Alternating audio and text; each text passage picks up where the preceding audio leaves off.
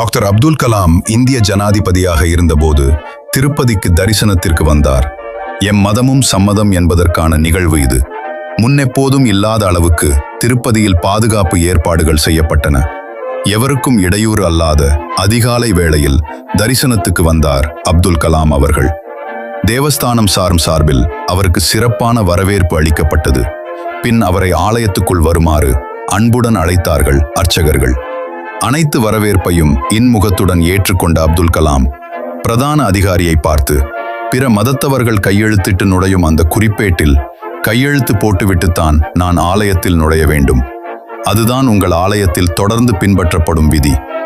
இந்திய ஜனாதிபதி என்றாலும் அந்த கட்டுப்பாட்டை நான் மீற மாட்டேன். அந்த புத்தகத்தை கொண்டு வாருங்கள், நான் கையெழுத்திட வேண்டும் என்றார். கூடியிருந்த அனைவரும் ஆச்சரியத்துடன் பார்த்து கொண்டிருந்தனர். அந்த பதிவேடு கொண்டு வந்ததும் அதில் கையெழுத்திட்ட பின்னர் ஏழுமலையானை தரிசித்தார் அப்துல் கலாம்.